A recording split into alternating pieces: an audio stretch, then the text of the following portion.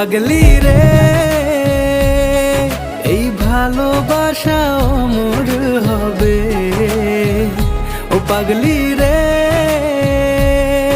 আমি থেকে গেলাম তোমার কাছে।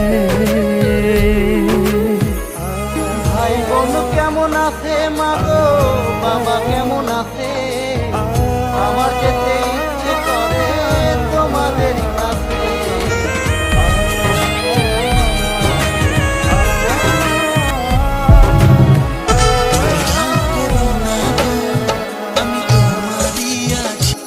ছোট্ট একটা ঘর আর সংসার হবে মধুর,